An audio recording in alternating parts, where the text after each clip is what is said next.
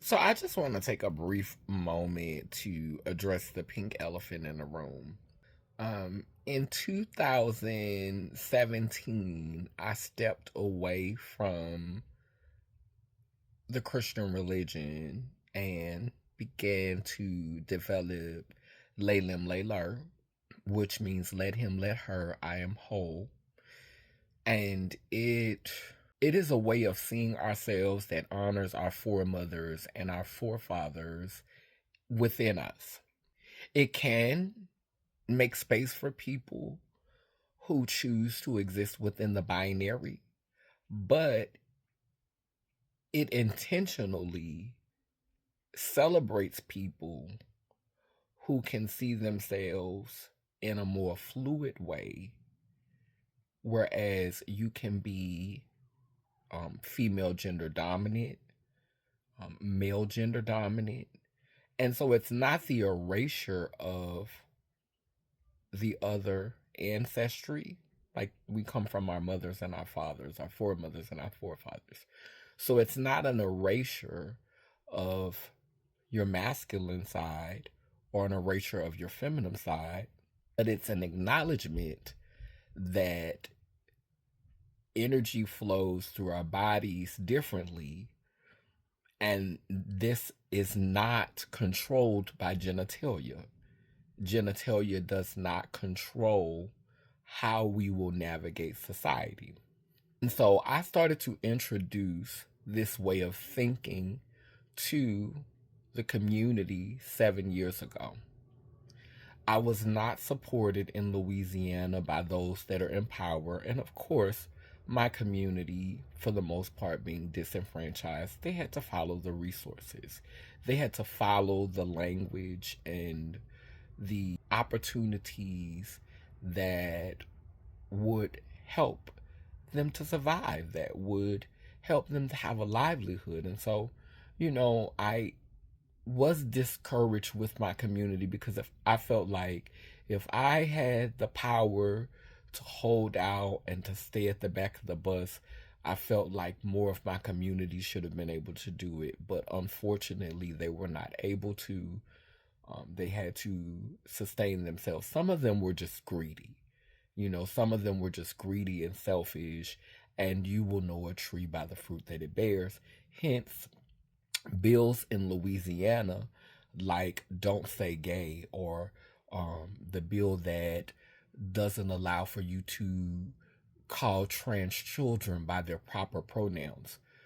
All of this legislation came into fruition and began to develop after I pretty much fled to New York because I was not being supported by community, because community, I was not receiving resources. And so community followed the money, and the money led them into a witch's house to be fattened up to go into the oven, unfortunately.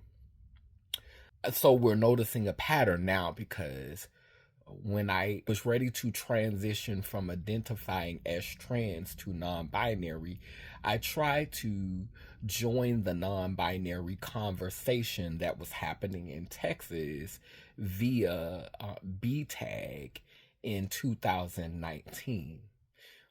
I was shunned from that space. I returned back to the trans woman space because I was shunned from the non binary space because I had a problem with a trans masculine being who was abusing their position, like a lot of trans men have been known to do. They abuse the idea that legally they are seen as female. And so when a threat happens or when a graping incident happens, they are often perceived immediately to be the victim in the situation. Um, and the person who has the phallic or the penis is automatically deemed the threat. And so I advocated against that. And as a result, I was banned from that space. And so now we're seeing the fruition of the work that's been happening there to prepare um, people who are trans and non binary to create language and legislation that helps cis and heterosexual people see how we are alike versus how we're different. Doing that work to bridge our communities has not been successful because certain voices have been silenced. Certain voices have been muffled and pushed to the back of the bus in the movement. And so, again, you will know a tree by the fruit that it bears. And I just wanted to take the opportunity to call that out. Now we have an opportunity to learn from the mistakes of elders in community, to learn from the mistakes of members in our community, and to do something different, to make different choices, to be more present when we are choosing leaders, to be more present when we're choosing those whose voices we will hear and honor and uplift. Because at the very least, in this time, there would be language to support communities across the country so that this wouldn't feel like as great a hit.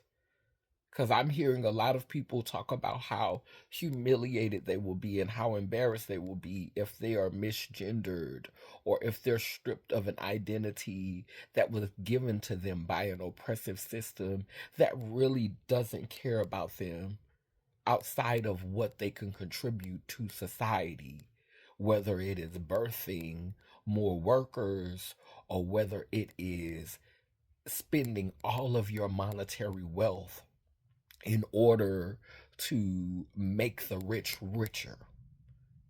That's what they value. And so we had an opportunity to expand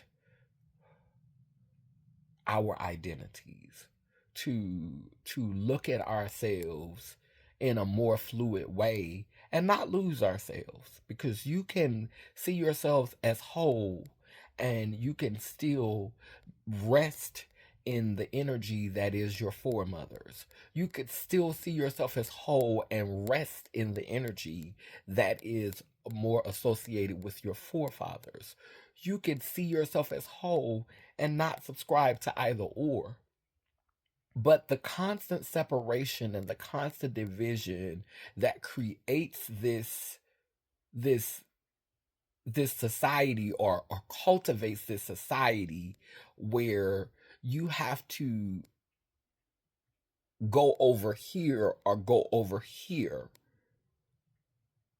in order to be respected and to be accepted, is how you treat cattle.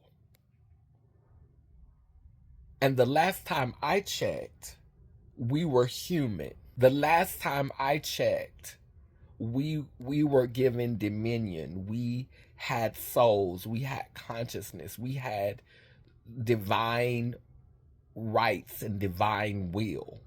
That's even what that book teaches.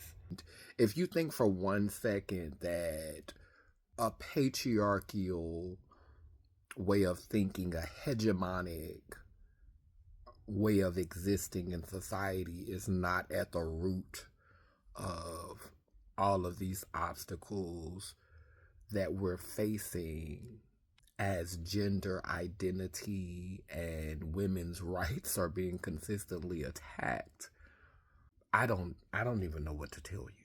I'm not going to be long-winded.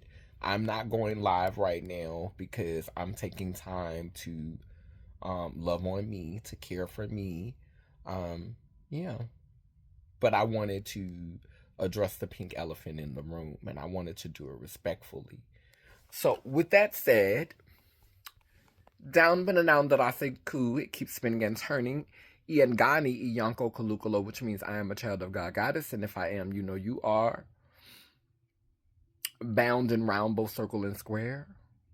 We too speak life, so operations beware. Sending healing to those in despair, Ilba Bosawa, which means we come in peace. No harm to any, lelem lele. And remember, you don't have to be filthy rich to stand on business. I have 4 candles burning in the background. I'm honoring the past, the present, and the future, the ancestors who have come, the ancestors who are here, and the ancestors who will come. I thank you for all that you pour into me and pour into all those I love, and even for the confrontation, because without conflict, there can be no opportunity to create resolution and resolve. So I'm even thankful for that. You all have a great day, and take care of yourselves and enjoy your Sunday. Until next time, be well.